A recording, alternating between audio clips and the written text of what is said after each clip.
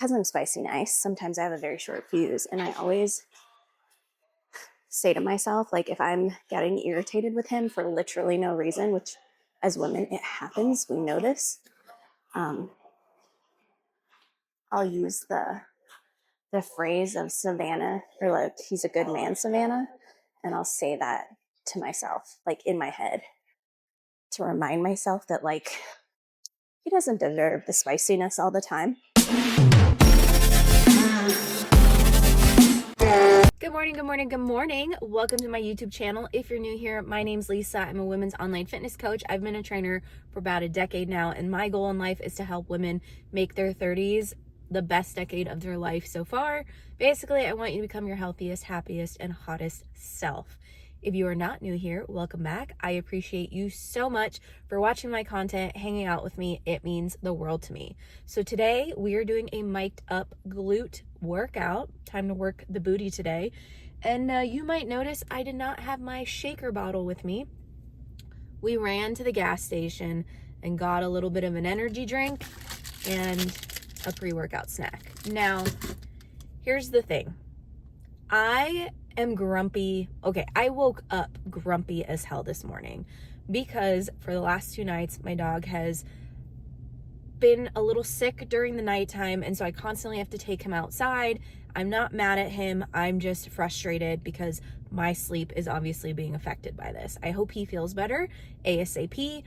I've also been sleeping on the couch because my bedroom's upstairs and he's 10, and it's not the easiest for him to go up and down the stairs. So literally I've just been sleeping on the couch so I can just take him outside if he needs to use the bathroom. Pretty sure sleeping on the couch is irritating my shoulder, which I haven't had shoulder pain in quite some time, probably like 10 months. I have a previous injury from like way back in high school. So like what? How long ago did I graduate? 16 years ago, I graduated high school, and I was a volleyball player. I messed up my shoulder my senior year. I ignored it for a really long time. The pain would kind of come and go, and this last year, I really dedicated time to work on my mobility and stability, and my shoulder pain has been pretty much non-existent, which is amazing. So having this shoulder pain today, it is like radiating down my arm, through my fingers. I haven't felt this in a long time, and I'm just frustrated with it. And I know I probably just need to foam roll and relax because stress isn't good for this either. So I am just a grumpy Lisa today. And I was like, you know what, Lisa, we can let our mood ruin our entire day, or we can turn this frown upside down and try to make it a better day. So I grabbed myself an energy drink. This used to be my thing. This is the Strawberry Blast from C4. It's super good. It's my first time having this flavor. But C4 are one of my favorite energy drinks. I just think they taste the best. They do give me a little bit of a tingle because there's beta-alanine in it, so I like that. But one thing that I used to do that was a very expensive, not so healthy habit was every day before the gym, I would go to the gas station and get an energy drink and some sort of pre-workout snack carb. And a lot of times it was Rice Krispies, sometimes Pop-Tarts, just kind of depended on the mood I was in. When I was going through my divorce, this was like, the gym was one of the only things that got me out of my house. And so I would go to the gas station, give me a little treat, and then head to the gym. So I was like, you know what, for old time's sake, let's go get an energy drink and a Rice Krispie treat, because that always makes you feel good. And then we're going to go hit glutes. And I've been listening to the Backstreet Boys on the way here. I saw them live this past weekend at the Sphere. It was incredible. I will tell you guys about that when we go inside. I don't want to talk your ear off, but Rice Krispie treats are actually great pre-workout snacks because they are a simple carb. So you use the glucose, the sugar from this immediately as an energy source. So, you know, I can easily also fit this into my macros. Rice Krispies are not the hardest thing to fit in. But obviously they have a lot of sugar. A lot of added sugar isn't great for you. So I just stopped making this a habit. And energy drinks, I stopped drinking pretty much when I came to Vegas a year ago, and I have one every so often. It's kind of like I got to be in the mood for it. It was a really hard habit to quit. But anyways, we're gonna eat half of this Rice Krispie treat, drink more of my C4, head inside, hit some glutes where we're gonna hang out and talk about a whole bunch of things. So, cheers, let's do it. All right, we are starting with calf raises. I know it's a glute day, but I've said this in a previous video. If you tend to skip certain exercises, do those first. Because if you save it for the end, you know you're going to walk out those doors. And I will 100% walk out the doors without doing calf raises. So we're going to start with just a couple sets of these just to make sure I get them done. I've always had bigger upper legs, but my calves struggle. And now we're going to do seated abductions on the glute builder. And I like to put my seat all the way, not all the way back, but a good amount back so I can target more of my upper glutes. And we're going to do this 2 days, one way leaning back and one way up here. I like to do this at the beginning of a glute day because I really just feel like it fires everything up. And last week after my glute workout, I was sore. My butt cheeks were sore for like 3 or 4 days. So we're going to basically repeat what I did last week. And this is a warm-up set. So we got a 45 on here and then we'll go up the next sets. So we're going to lean back. My butt's away from the back of the seat. And I'm just going to push open and squeeze. But let's talk about the big events. This past weekend, I went to the Backstreet Boys concert at the Sphere. They're doing like a residency here, Millennium 2.0, basically 25 years since the first millennium. And let me just say, I feel like my heart was partially healed during that. Like, just felt like going back in time, essentially, to like a much simpler time. And it was phenomenal. So one of my cousins ended up coming down or up from Phoenix. And Friday we spent all day at the Venetian. We had a cabana and just kind of like chilled by the pool, drank a little bit and just had a good time. Went to dinner that night and to like a Italian restaurant. And then Saturday was the concert. And it was, if you don't know anything about the Sphere, basically the entire inside is just like a massive, I don't even want to say screen. The entire thing is a screen. So there was like things going on the roof and all around. And it wasn't just a concert, like it was a show.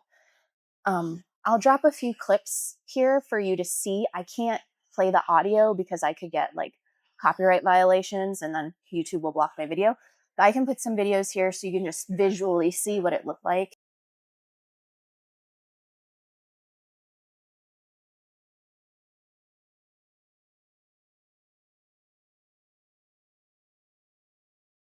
I would say overall, they sounded really great. I think, so I went Saturday night and opening night was Friday.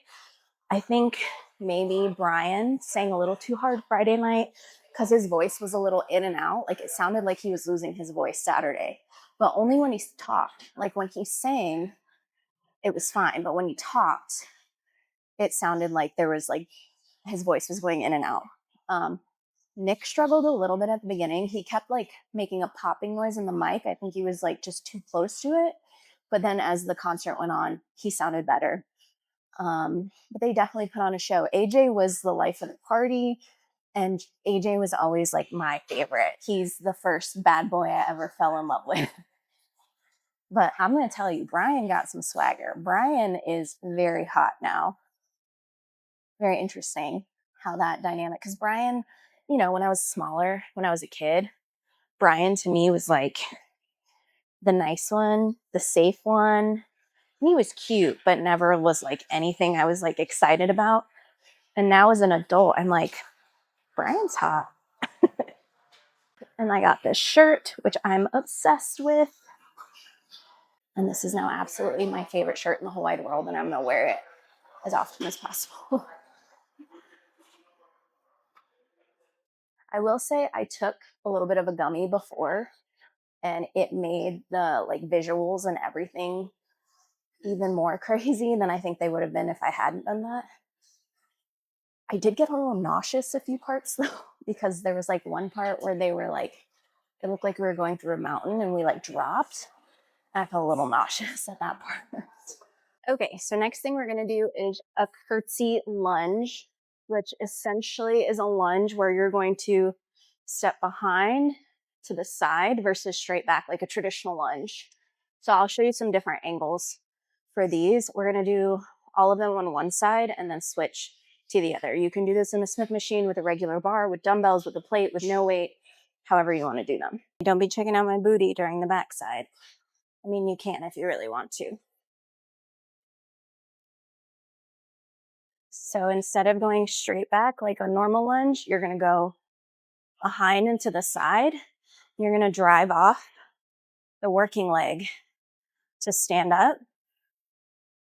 Take your time with these. Squeeze your glutes. When your glutes are already like fired up, you can really feel these.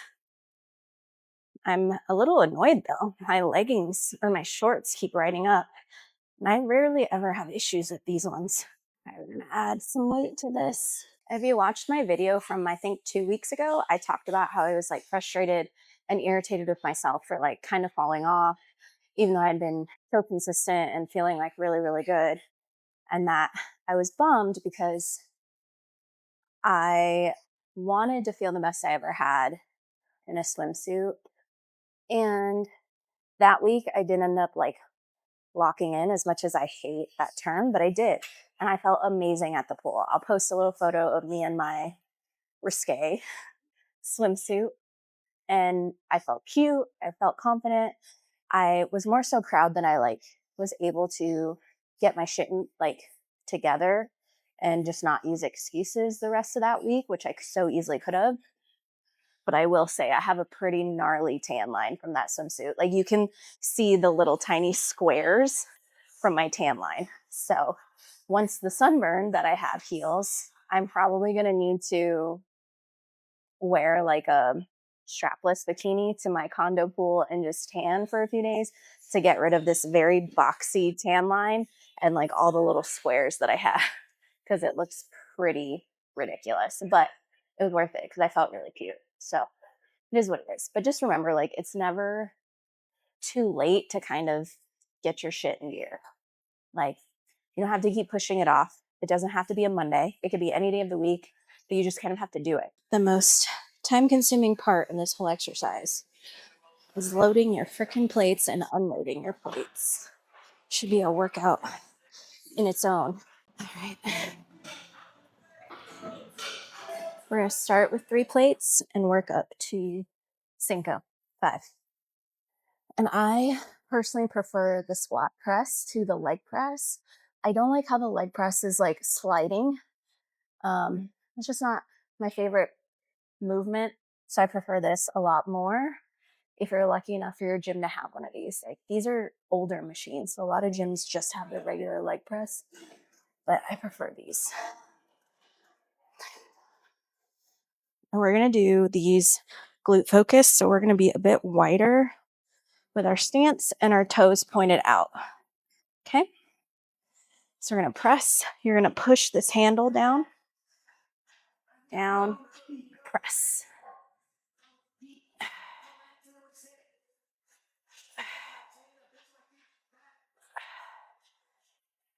And I like to hold my butt cheeks so I can make sure they're engaged. Next set. Something that's really important on these and leg press is if you're feeling them in your lower back, you're either going too low or the weight's too heavy or you're not engaging your core. When you do these, your back needs to be flat against this. You don't want your butt to come off the seat, which happens when people tend to go too low with this. We don't want that. We want to keep our backs healthy. Got too hot, man. I had to put my hair up. We're going to do one more set with the 5. Then we're going to do hip thrusts, glute kickbacks, and be done. I am tired. I think just not getting good sleep because my dog is like messing with my energy levels massively. So this is kind of taking it out on me. I think hip thrusts will do lighter weight, more reps, and then glute kickbacks, and we can bounce.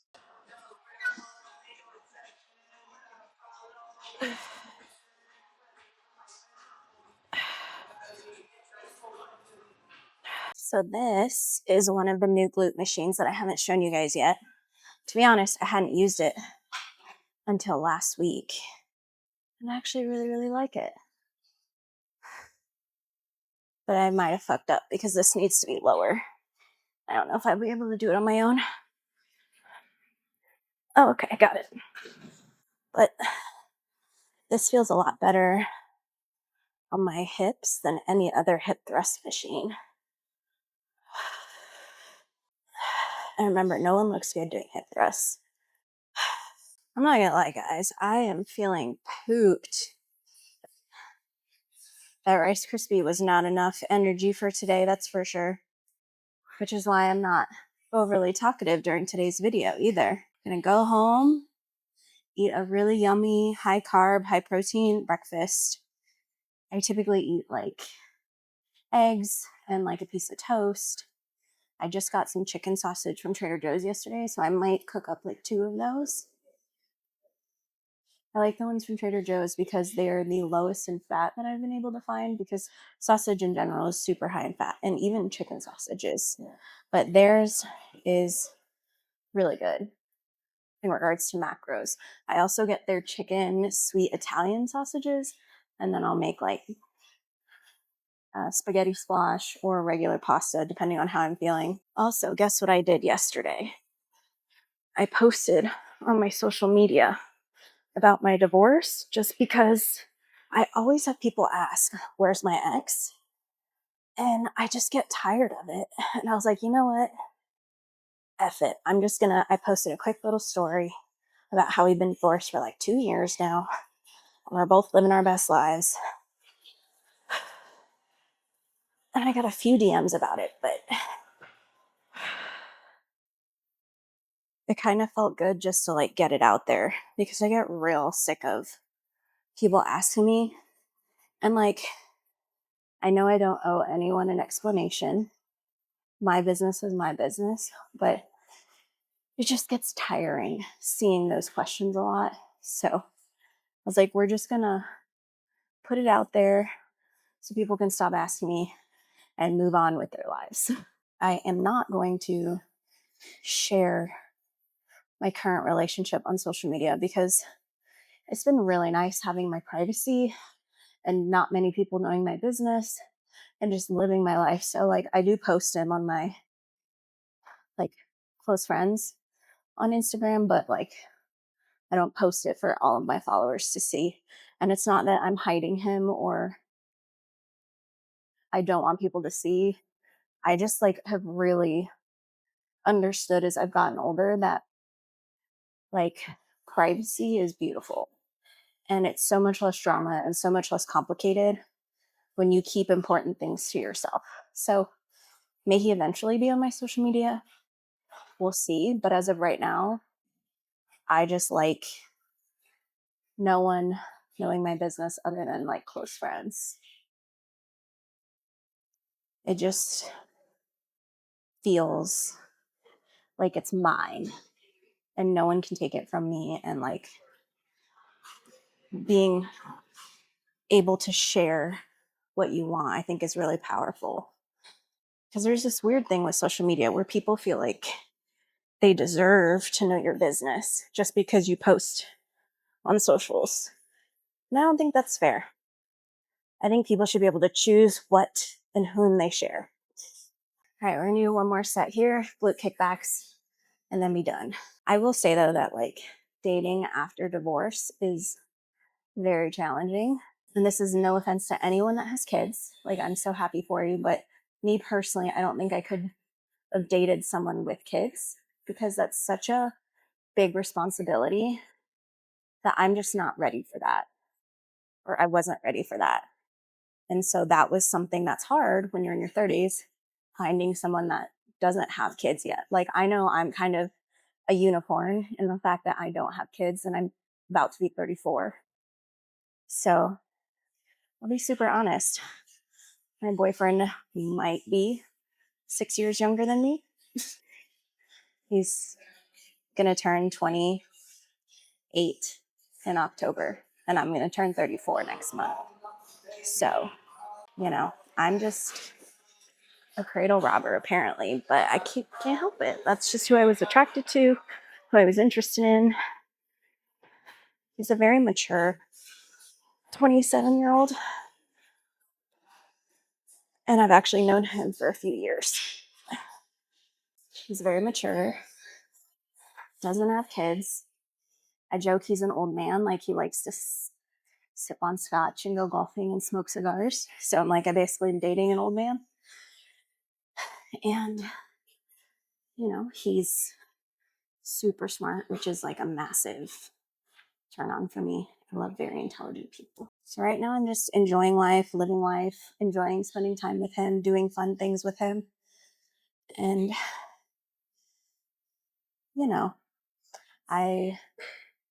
after, like, when I was going through my divorce, I was like, do I want to date in the future? I was worried what people were going to think about me for dating. And I think it's one of those things where my being private about it has been very helpful, because I've been able to do what I want without other people judging or making comments and things like that. And that's a very freeing sort of place to be. All right, I lied. We're going to do one more of these because I've been Miss Chatty Cat today. It's one of those things where you'll know when you're ready and you'll know when you'll want to. And I think a big thing that's important is don't settle. Just because you feel like there's limited options, or maybe you feel like you're damaged goods because you got a divorce. Don't settle. I have plenty of friends that have gotten divorced and are now like the happiest they've ever been with someone new, married, just had a baby. Like, don't settle. And I think going through that has allowed me to understand what I really want and like what type of person that I need, and like finding someone that can love you the way that you need to be loved. It's like my boyfriend is a very caring, kind, sarcastic, but caring, kind, very emotionally aware and mature individual, to the point where it's forcing me to really focus on emotional regulation and like understanding how I feel and how I react to things. Because I always say I'm spicy nice. I'm very, very kind, but I also can get real sassy real fast. And he calls me out on it or makes me aware of it, but not in a negative or mean way, but in a like, why are you acting this way? What can I do to help you? What do you need from me? Sort of way, which is really nice.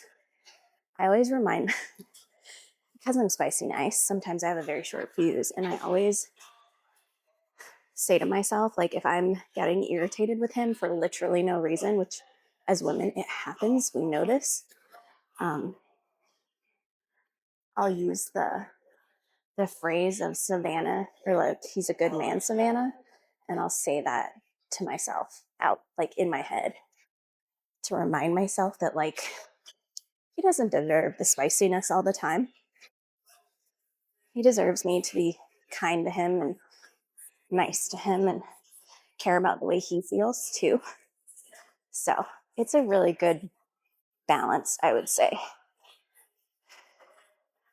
He's also very, very like affectionate, but in like a gentle, loving way. And his love language is touch. So for the most part, he's always like, if he walks past me, like always finding some way to incorporate touch.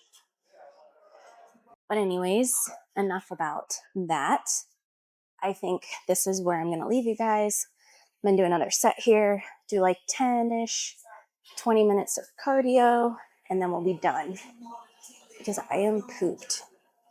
So thanks so much for hanging out, watching this video. I hope you learned some things. Make sure you like, subscribe, all that good stuff, and I'll see you guys in the next one.